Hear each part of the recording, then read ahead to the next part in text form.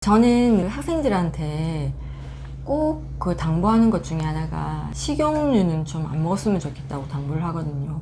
식용유는 만들어진 지 100년도 안 됐고, 만들어지는 공정 과정을 보면 누구나 정말 부엌에서 당장 갖다 버릴 거라고 생각을 하는데, 이 식물성 기름은 그 콩이라든지 옥수수 같은 곡물을 짜내가지고 기름을 만드는 아주 부자연스러운, 사실은 세상에 없는 음식인 거잖아요. 음식이라고 표현하고 싶지도 않을 만큼 그냥 음식인데, 이거를 이렇게 짜낼 때 들어가는 그 화학 물질부터 시작해서 그걸 또 세척해가지고 깨끗하게 만들어서 마트에서 구매하는 그런 걸 만들려면 그게 들어가는 표백이라든지 세척이라든지 탈취라든지 방독면을 쓰고 그 공장 안에 들어가는 그런 장면들이 다큐멘터리에 나오는 걸 볼 수 있거든요.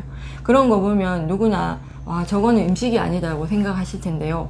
음식이 아닌 음식을 우리가 정말 가공식품, 과자, 모든 식품에 들어가는데 많이 쓰이고 있고, 우리가 지금 요리할 때도 엄청나게 많이 쓰고 있잖아요. 그래서 이런 부분들이 정말 세상에서, 자연 속에서는 상상할 수도 없는 그 곡물을 우리가 그렇게 많이 먹을 수 없는데, 그 수많은 곡물을 모아서 짠 기름을 우리가 아주 압축해서 먹고 있는 거에 되니까 얼마나 부자연스럽고 비정상적인 음식을 먹고 있는 겁니까?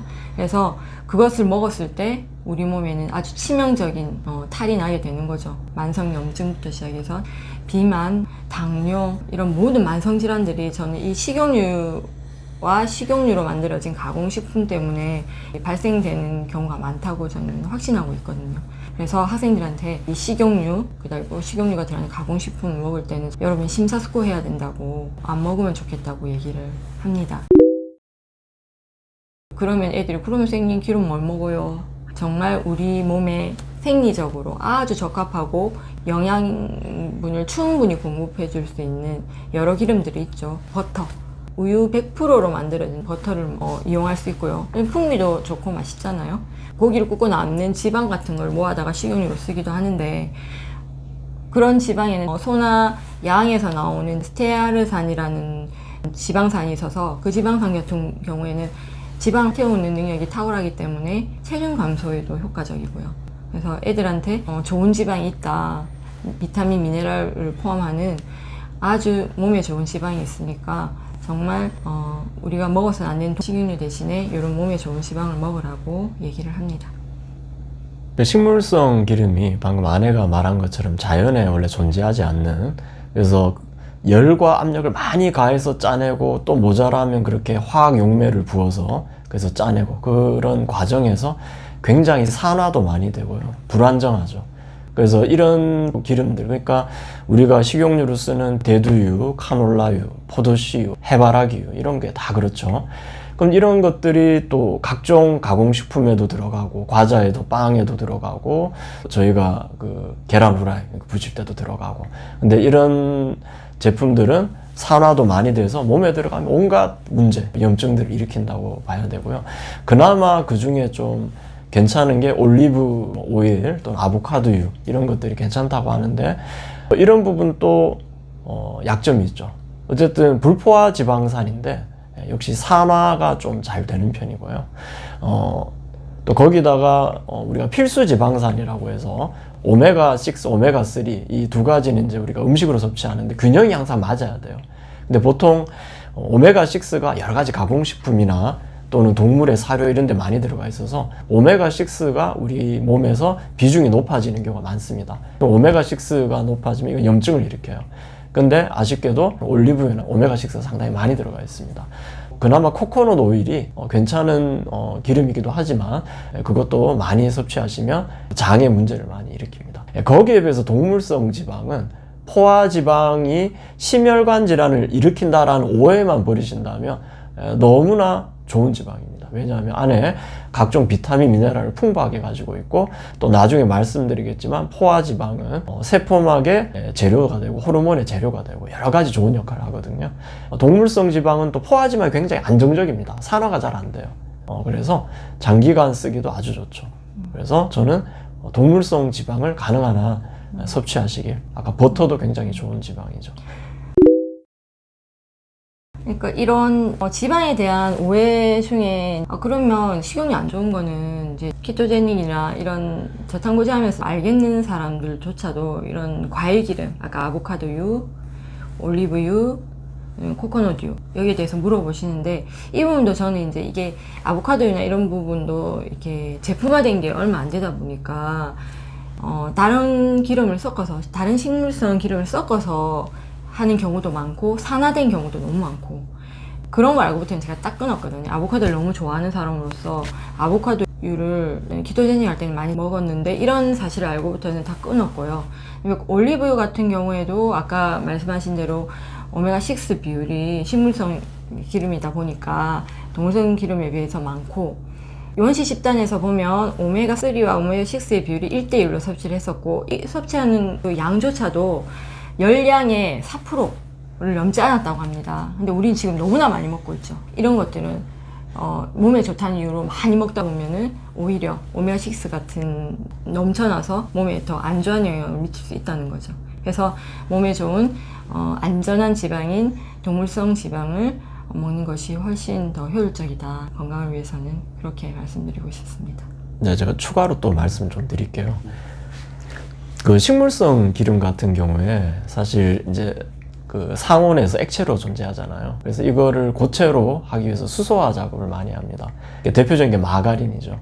그리고 요즘 사실 제가 이렇게 제과점의 빵이나 여러 군데 보면 유크림을 안 쓰고 그 크림을 전부 식물성 경화유로 씁니다. 이게 다 수소화 작업을 거친 거거든요. 트랜스 지방으로 변하기가 아주 쉬워요. 그리고 뭐 요즘은 트랜스 지방이 제로인 마가린도 나왔다라는 얘기는 들었습니다만 아무래도 그 식물성 기름 자체가 아까도 말씀드린 굉장히 산화에 취약하고 불안정한 기름이기 때문에 그것을 그렇게 가공한 상태에서 트랜스 지방이 없다고 한들 이게 과연 건강에 좋을까라는 부분이거든요. 트랜스 지방은 잘 아시겠지만 심혈관 질환을 정말 일으킵니다. 제가 이 얘기를 들으니까 제가 시행착오를 겪었던 부분 중에 하나가 이제 제가 키토제닉 시작할 때 그때까지만 해도 대형마트에조차도 유지방 100%로 된 버터가 잘 없었어요. 외국에서는 저기 유럽 이런 데서는 즐겨 먹는 게 버터였기 때문에 많았겠지만 우리나라에는 버터를 즐겨 먹는 문화가 아니었기 때문에 없었단 말이에요. 그래서 버터라고 적힌 걸 사서 먹었는데 제가 얼굴에 염증이 폭발하는 거예요.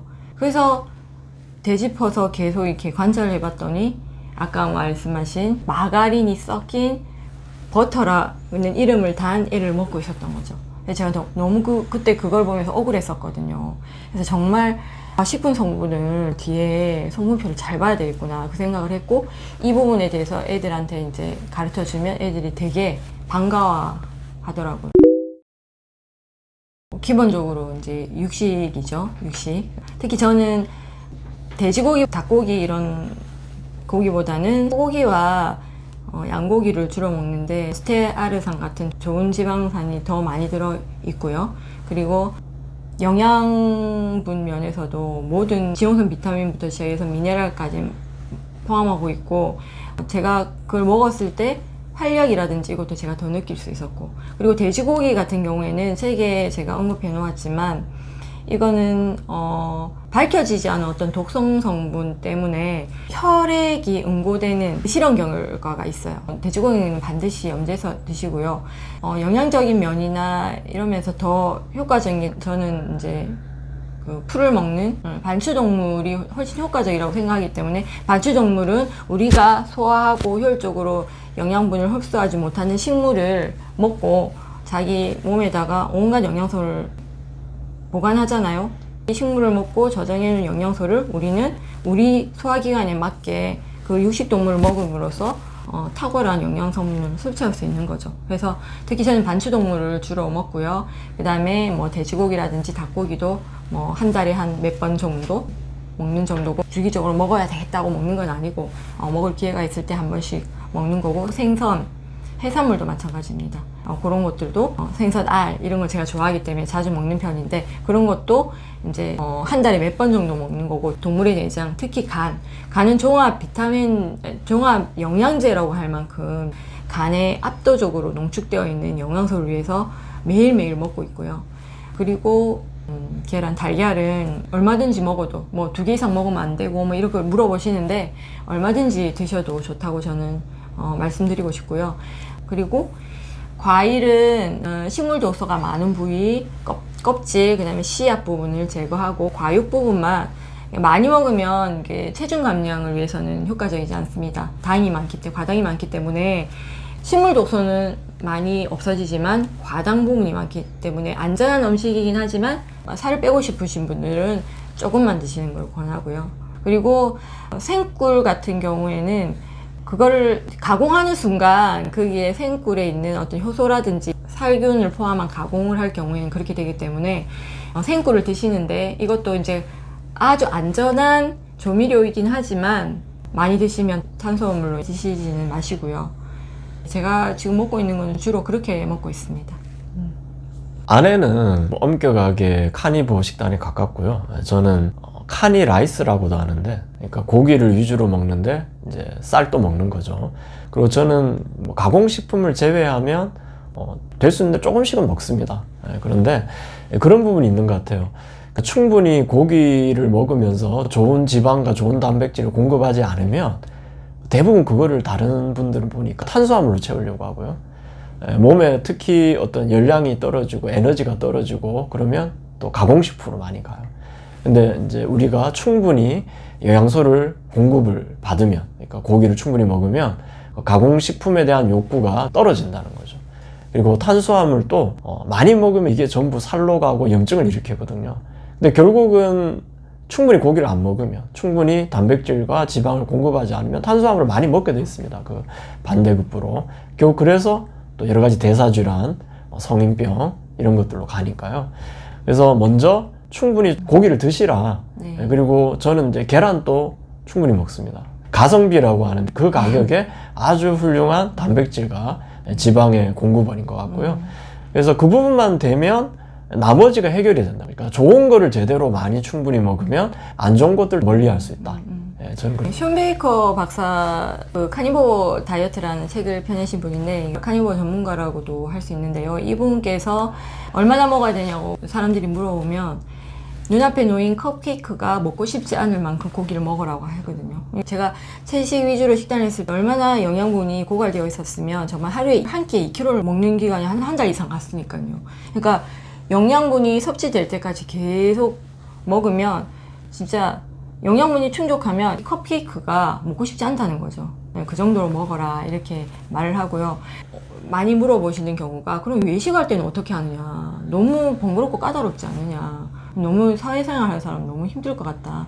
지금도 쇼핑백에 계란하고 고기랑 이렇게 싸왔는데 얼마든지 외식할 때 제가 도시락을 싸다닐 수 있고요. 너무 간단하게 아까 가성비 좋은 계란 정말 알러브 계란인데 계란은 외출할 때 정말 좋은 음식이고요. 그리고 이제 간단하게 외식으로 점심 메뉴 같은 거는 탕 종류 있잖아요. 곰탕, 설렁탕, 뭐 소머리국밥 이런 거 밥 빼고, 저는 밥 빼고 남편은 밥을, 그러니까 현미 같은 뭐 식물 독소가 많은 그 곡물 말고 흰쌀 같은 경우는 식물 독소가 거의 제거된, 물론 칼로리 말고 영양 성분이 별로 없지만 그래도 안전한, 식물 독소로부터 안전한 음식은 이렇게 뭐 남편은 먹고 있고, 저는 외식을 할 때 아예 밥조차도 안 먹고 각종 탕, 국밥 이런 것으로 이제 점심 외식을 주로 선택을 하고요. 저녁이나 고기 구워 먹어도 되고, 횟집을 가도 되고, 뭐 해물탕을 먹어도 되고, 뭐 이런 식으로. 제가 이제 선택만 한다면, 이 식단을 해서 건강해지겠다고 결단하고 선택만 한다면은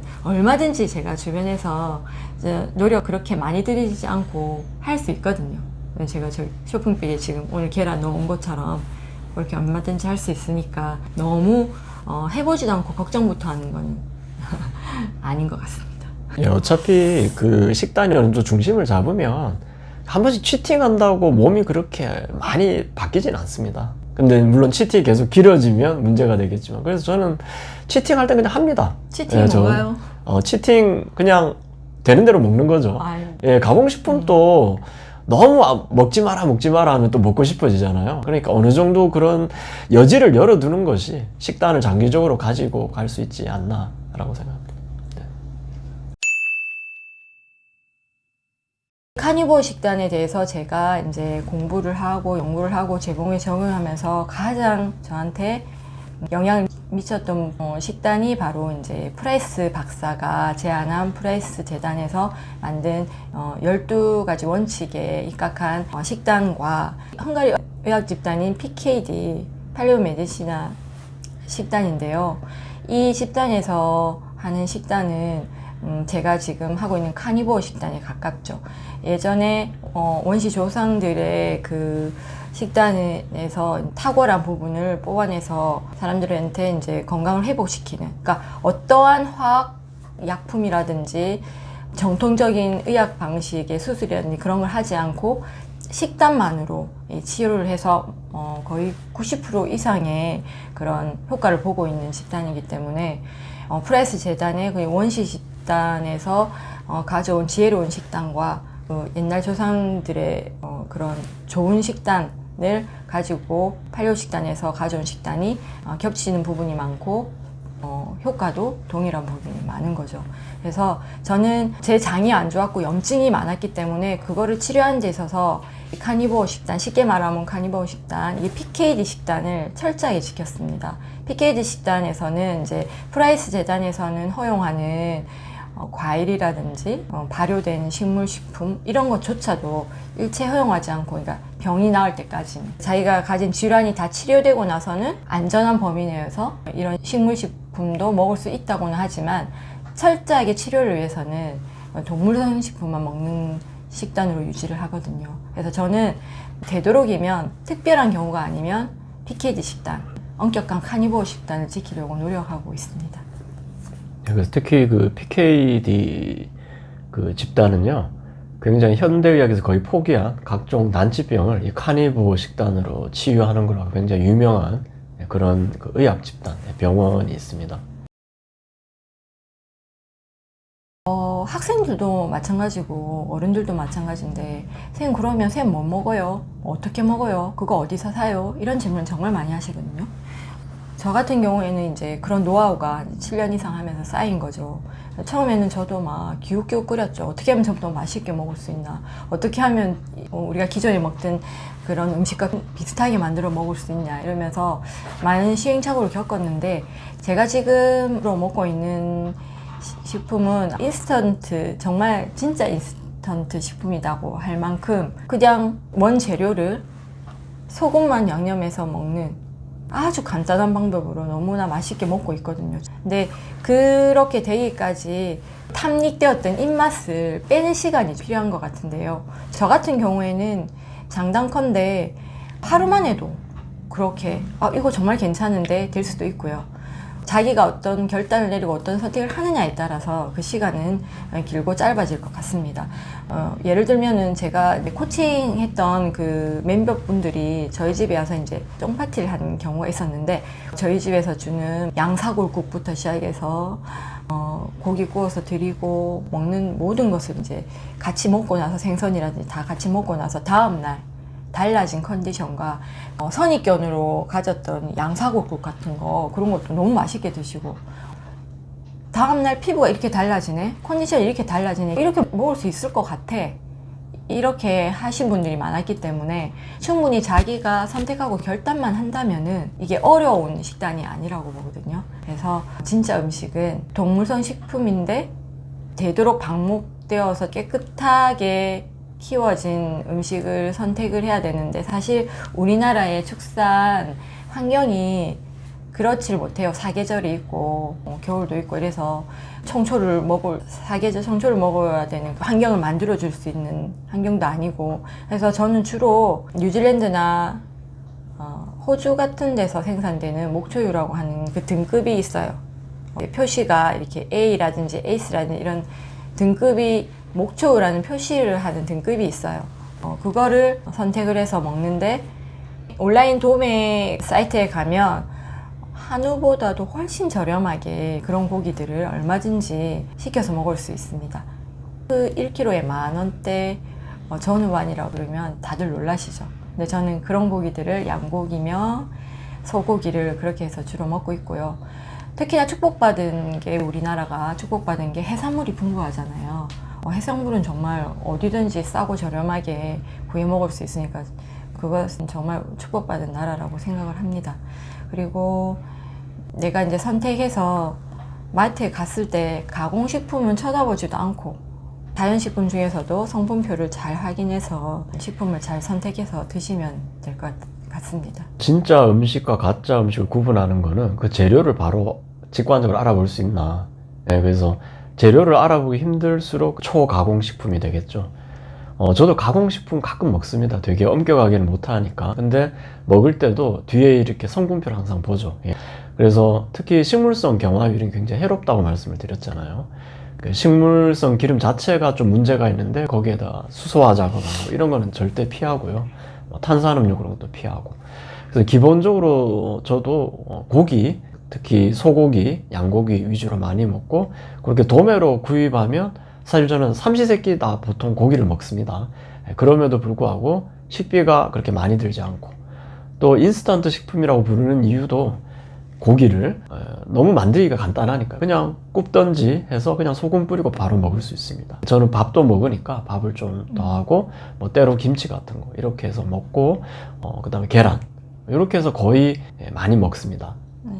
인스턴트 식품이라고 하는 게 정말 양념을 다 빼고 소금이나 어간장 정도만 있으면 되는데 저희는 어간장도 잘 쓰지 않거든요. 거의 소금이 대부분인데 우리가 채소를 그냥 뜯어와서 먹는다고 생각해 보십시오. 얼마나 맛없습니까? 근데 그거를 맛있게 먹기 위해서 온갖 양념들 미니멀하기 힘들죠. 근데 그거를 다 버리고 집에는 소금 하나밖에 없으니까 그래서 정말 자연 인스턴트 식품이라고 자부합니다. 그리고 가짜 음식을 가공식품이나 지나친 탄수화물 이런 걸 많이 먹으면요 몸에서 반응이 나와요 벌써. 그래서 평소에 안 좋았던 저 같으면 이제 예전에 천식을 앓았던 경험이 있거든요.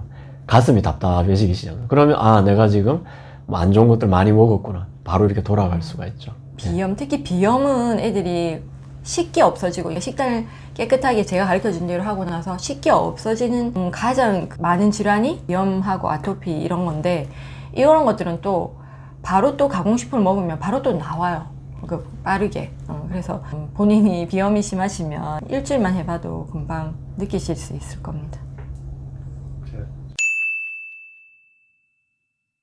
호주나 뉴질랜드산 고기는 한우에 비하면 질기다는 실제로 질기고요. 그래서 그런 거 같은 경우는 저희는 그거를 오히려 이제 고기를 많이 먹다 보니까 질기게 되는데 오히려 이제 양고기 육향이 진하고 이게 좀 질기고 이런 거 질기게 되는데 그 처음에 그렇게 힘드신 분들은 그 슬로우 쿠커라든지 인스턴트 팟에 압력을 줘서 오랫동안 삶으면 물렁물렁해지면서 저희 부모님 같은 경우에도 그렇게 삶아서 드시니까 너무 맛있다고 하시더라고요. 고기를 조금씩 늘리면 아까도 말씀을 드렸지만 가공식품이나 안 좋은 것도 좀 덜 먹게 되거든요. 근데 반대로 탄수화물이나 가공식품을 너무 많이 먹으면 고기가 잘 안 들어가는 부분이 있어요. 좀 절제하시면서 조금씩 더 고기나 아니면 계란 같은 거 기호에 맞는 그런 단백질이나 지방을 조금씩 늘려가는 것도 하나의 방법이고요. 특히 연세가 있으신 분들은 근력 운동을 약간씩 해주시면 좋아요. 왜냐면 저의 경우도 그냥 많이 고기를 먹으라면 잘 안 먹혀요, 체질상. 근데 저는 이제 운동을 꾸준히 하다 보니까 몸이 필요하잖아요. 근육을 만들어야 되니까. 그러면 또 더 잘 흡수가 되고 소화가 되고 이런 게 있더라고요.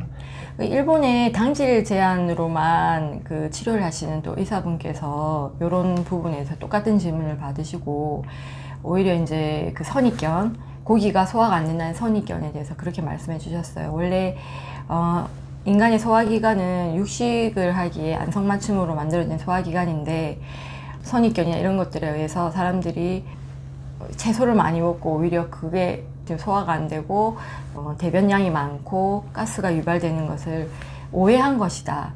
오히려 고기만 먹었을 때 대변량도 줄고 가스도 줄고 속이 편안해지는 것을 느낄 수 있을 것이다. 일단 몸에 장에 그런 문제가 있다면 일단 시도를 한번 해보라 라고 권하십니다. 가장 심하게 느꼈던 부분이 장 부분이었잖아요. 장 문제가 심해서 설사와 변비를 번갈아 하고 우리 의학에서는 짜장면 소스 같은 똥은 암을 예측하는 변으로도, 그러니까 대장암을 예측하는 변으로도 생각하고 있는데, 그 변을 제가 보고 대장암이 의심스럽지 않았을까 하는 생각도 들 정도로 그때 장이 안 좋았었는데, 3일 만에 제가 잔잔해지고 평온해지기 시작했으니까 제가 말씀은 확신을 가지고 들을 수 있는 부분이, 우리가 흔히 말하는 식이섬유가 몸에 좋다는 얘기가 있잖아요. 저도 그래서 엄청난 양의 채소들을 많이 먹었었고, 근데 오히려 저의 경험상 식이섬유는 소화로 가는 그 모든 에너지를 많이 쏟게 만드는 원인이 되고요. 그러면서 또 장을 막 끓고, 그 다음에 대변량을 많이 만들고 가스를 유발하고 그렇더라고요. 그래서 식이섬유가 거의 없는 동물성 식품으로 바꾸면서 변량도 줄고 가스도 없어지고 복부팽만, 그러니까 가스 때문에 자랐던 복부팽만도 없어지니까 장이 엄청 편안해지는 거죠. 그래서 포도매 식품이라든지 유기한 식품 같은 경우 다 식물성 식품이 대부분이거든요. 이런 부분들이 다 제가 채소를 딱 중단하고부터 다 해결됐으니까요. 그래서 저처럼 장이 힘들어서 오시는 분들, 특히 젊은 여성 중에 한 분은 실변을 하신 거예요. 그 병원에 가서 늘 항생제 받아서 일주일 먹으면 일주일 동안 괜찮다가 또 재발해서 가고, 이걸 반복하시다가 결국은 저처럼 까만 잉크가 똑똑똑 변기에 떨어지는 듯한 까만 잉크 같은 변을 보더니 나중엔 실변까지 하고 너무 충격적이어서 저를 찾아주신 분이 계셨어요. 그분 같은 경우에도 제가 식이섬유가 많고 포도매, 그러니까 소화하기 힘든 탄수화물, 그다음에 가스를 많이 만들어내는 유기형 식품, 이런 것들을 제가 먹지 마라. 그런 식품들은 다 대부분 식물이고 채소를 먹지 말고 그거 대신에 동물성 식품, 특히 반추동물 위주로 먹고 내장 첨가해서 먹어라. 그랬을 때 저하고 똑같은 경험을 하셨거든요. 3일 만에 장이 평온해졌고, 그리고 장기적으로는 질염 있잖아요. 이분이 질염도 계속 저랑 똑같은 증상을 앓고 계셨던 거예요. 저랑 너무나 증상이 비슷했기 때문에 저와 똑같은 방식으로 회복을 하시는 거죠. 예, 그래서 장에 있어서는 3일 만에도 여러분들이 이 식단을 바꾸고 나서 효과를 보실 수 있으니까, 과민성 대장증후군 이런 게 스트레스 때문이라고 생각하시고 병원에서도 잘 안 나오니까 스트레스 때문이다, 스트레스를 다루는 법을 좀 터득해라, 이렇게 말하는데 식단만으로 충분히 치료가 될 수 있다는 걸 확신하시게 될 겁니다. 돼지고기는 반추동물에 비해서 영양가 면에서 별로 효율적이지 못한 부분도 있지만, 프레스 재단에서 제공한 논문 중에 염지하지 않은 고기, 그러니까 우리가 삼겹살 같은 거 그냥 생고기 갖고 와서 구워 먹잖아요. 그랬을 경우에 일으키는 질환이 혈액을 응고시켜 버리는 거예요. 제 책에 사진이 먹기 전 사진, 그다음에 혈액이 먹고 나서 응고된 사진이 딱 나와 있는데, 그걸 보시면 되게 충격적이실 텐데요. 그런 부분들로 인해서 키토제닉을 저랑 같이 하셨던 분 중에 너무 삼겹살을 좋아해서 주구장창 삼겹살을 드신 거예요. 어느 날 발에 감각이 없어져서 무엇 때문인지 몰라서 병원을 전전하면서 검사를 해봤는데 이유를 알 수 없다가 프레스 재단에서 제공하는 논문을 보고 삼겹살 대신에 반추동물을 드신 거죠. 삼겹살 대신 끊고 드라마틱하게 나으시는 거예요. 그리고 허리에 통증이 있었던 또 키토제닉 저탄고지를 하시는 분도 값싼 돼지고기, 그러니까 지방만 많이 먹으면 된다는 그 키토제닉 논리에 빠져가지고 지방이 나와는 삼겹살만 주구장창 먹다가 그걸 끊고 나서는 허리 통증이나 이런 게 없어진 거죠. 그것으로 유추해 볼 때 그 논문에서 제공하는 그 혈액 응고 부분, 그 부분이 어떤 독성인지는 밝히지 못했대요. 어떤 이유로 그렇게 되는지는 알 수 없으나 그 어떤 독성 때문에 발생한 혈액 응고 부분이 소금으로 염지한 거, 그러니까 베이컨이라든지 하몬 같이 우리나라 또 이렇게 왜 양념에 절여가지고 먹는 돼지고기 식품 같은 거, 이런 게 아마 조상들은 그거를 지혜롭게 알았었는지는 모르겠으나 대대로 내려오는 거 보면 염지를 해서 먹으면 그 혈액 응고로 인해서 나타나는 증상들이 없어진다는 걸 아셨던 것 같아요. 그래서 염지를 해서 먹으면 이 실험 결과가 변화가 없어요. 혈액 응고가 없어요. 소금을 염지해서 너무나 쉽게 우리가 뭐 채소 양념해가지고 뭐 이것저것 넣고 맛있게 해서 먹으려고 온갖 정성을 들이는데 돼지고기에 소금 쳐서 냉장고에 넣어놨다고 먹는 건 너무나 간단하잖아요. 소금을 쳐서 먹으면 훨씬 안전하지 않을까 생각합니다. 저도 그 만성 피로 증후군으로 오랫동안 고생을 했지만 요즘 그 만성 피로를 많이 앓는 분들이 계신 것 같아요. 물론 이제 만성 피로 증후군으로 진단을 받으려면 일상생활이 불가능한 정도로 6개월 이상 지속이 돼야 돼요. 하지만 그냥 단순한 만성 피로도 사실 많이 고통스럽죠. 우리가 기본적으로 만성 피로를 해결하기 위해서는 결과적으로는 가장 몸에서 기본적인 거 3가지. 그래서 식단, 수면, 운동 요 3가지는 일단 기본적으로 해야 된다고 봐요. 그런데 이제 각자 다 시간 내기가 힘들겠죠. 그래서 제가 그 20년간 알았던 만성 피로 증후군을 이렇게 탈출하는 그 과정에서도 무엇을 먼저 해야 되고 무엇을 나중에 해야 될지 또 무엇이 정말 효과가 있고 없는지를 몰라서 많이 헤맸었거든요. 이제 제 경험으로 일단 이제 말씀을 드린다면 식단이 가장 기본이 될 것 같긴 합니다. 왜냐하면 식단이 잘못되면은 뭐 운동 많이 해도 그 문제가 지속될 가능성이 높고 또 수면도 사실은 몸의 상태와 상당히 관련이 많거든요. 그래서 내가 영양 상태가 안 좋고 몸이 안 좋으면 수면도 자연스럽게 안 좋을 수밖에 없거든요. 그래서 식단을 가장 기본적으로 완전히 너무 엄격한 카니보 식단까지는 안 가셔도 된다고 봐요. 저는 아까도 말씀드렸지만 카니 라이스에 가깝고 그래서 고기와 쌀을 먹고 또 그렇게 해롭지 않은 음식들을 섭취합니다. 사람이 엄격하게 카니보를 평생 지속한다는 것도 사실 쉽지는 않은 문제이기 때문에 그런 상태에서 운동을 들어가는 게 좋다고 생각합니다. 잠은 사실 안 오시면은 이렇게 수면제를 처방받고 하는데 그건 일시적인 처방밖에 안 되잖아요. 근데 내가 이제 충분히 좋은 영양을 공급하고 그 다음에 충분히 운동, 특히 이제 근력 운동을 먼저 기반으로 해서 체력을 쌓고 운동을 해주시면 수면은 좀 자연스럽게 따라 좋아지는 그런 효과를 얻습니다.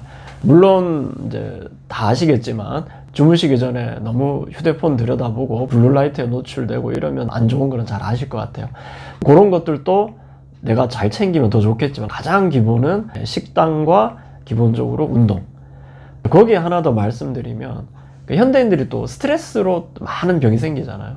그래서 마음을 정말 다스려야 되거든요. 저도 어떻게 보면 회복이 너무 오래 걸렸던 것 중에 하나는 마음에 대해서는 그렇게 중요하게 생각을 안 했습니다. 완벽주의고 경쟁적이고 제가 좀 그랬었거든요. 욕심도 많고. 그래서 명상을 한다거나 호흡법을 한다거나 종교를 믿는다거나 어느 쪽도 좋지만 자신의 마음을 좀 다스리고 내려놓아야 되는 부분이 있거든요. 그래서 마음이 만약에 너무 많은 어떤 고민이나 욕심이나 뭐 이런 경쟁심으로 있으면 계속 에너지가 거기 있어요. 그리고 특히 또 만성피로증후군 환자들의 특징이 대부분 다 경쟁적이고 완벽주의자고 그래서 스스로 괴롭힙니다. 그 회복될 여지가 없는 거예요. 그러니까 에너지가 계속 그렇게 고민하는 데 쓰이고 실제로 정말 에너지가 남아야 몸을 치유할 거 아닙니까? 그래서 그런 마음의 부분에 있어서 좀 많은 것들을 내려놓으면서 여유를 가지시면 좋을 것 같고요. 개인적으로 호흡법이 굉장히 도움이 되는 것 같아요. 제가 그 책에도 잠깐 설명을 해놨지만 호흡법은 특정한 하나를 꼭 해야 되는 건 아닌데 제가 지금 하는 거는 그 일본의 그 유명한 그 의사이신 분이 이제 쓴 책에서 잠깐 이렇게 본 건데 기본적으로 호흡 숨을 들이키고 20초 동안 숨을 참으면서 약간 항문을 조입니다. 그리고 이제 내뱉고 그거를 20회 정도 반복하고 그래서 10초 동안 이렇게 참으면서 항문을 조이는 게 좀 힘들면 그 다음 중간중간에 정상호흡을 넣으면서 그렇게 하시면 좋고요. 저도 이게 정확한 기전이 어떻게 해서 이렇게 에너지 회복에 도움이 되는지는 약간의 아이디어는 있지만 이걸 과학적으로 제가 다 풀어 말씀드리기는 좀 어려울 것 같은데요. 기본적으로 호흡법을 하시는 분은 어쨌든 호흡의 길이가 길어지면 많은 도움이 되고 또 항문을 조으면 그쪽에 우리가 이제 동양의학에서 차크라라고 하잖아요. 그런 부분들이 자극이 되는 것 같아요. 그래서 제 개인적으로는 그거를 하고 나면 즉시 못 느껴도 한 20-30분 뒤에 굉장히 에너지가 좀 차는 느낌이 항상 있습니다. 그래서 호흡법도 제가 추천을 드리고요. 책에서 이제 체형도 얘기를 해놨죠. 요즘 사무직 분들이 대부분 이렇게 많이 굽죠. 저도 옛날에 많이 굽었는데 지금 많이 이제 교정을 한 상태인데 라운드 숄더에서 어깨가 말리고 거북목이 되고 하면 그 자체로 굉장히 피로감을, 에너지를 소모를 많이 합니다. 그래서 그 체형을 교정하는 것을 좀 해보시면 많은 에너지 증진을 볼 수가 있어요. 저는 개인적으로 필라테스나 근력 운동을 통해서 근육을 제대로 잡아주면 체형이 이렇게 제대로 잡히는 것도 더 쉽고, 잡히면 과거로 안 돌아가요. 근데 근력이 부족하고 근육이 부족하면 교정해놔도 다시 돌아가는 경우가 많거든요. 안 좋은 습관에 의해서. 그래서 그런 거 유념해서 체형도 교정하시고 제일 좋을 것 같아요. 어쨌든 다시 정리드리면 피로는 신체적인과 마음이 저희가 볼 때는 둘 다 한 5대5로 중요하다라고 봅니다. 그래서 양쪽 다 굉장히 신경을 쓰셔야 된다. 그리고 하나만 더 말씀드리면, 활력 없던 분들이 뭔가 이렇게 자기가 정말 좋아하는 취미 생기고 갑자기 삶에 엄청난 활력을 누리는 경우도 많이 봤기 때문에 뭐 그런 것도 제가 한번 추천해 드립니다. 이 식단을 통해서 먼저 영양분을 충분히 받아들이고 어떤 체력이 됐을 때 나도 모르게 하고 싶어집니다. 이것도 해보고 싶고 저것도 해보고 운동도 해보고 싶고 명상도 해보고 싶고 건강에 좋다는 찬물 샤워, 어싱 뭐 이런 것도 해보고 싶고, 그래서 일단 그 선순환으로 돌아오는 그 선택을 식단으로 동물성 식품을 먹어서 영양분을 꽉꽉 채우는 그 식단으로 시작하시면 정말 좋을 것 같습니다.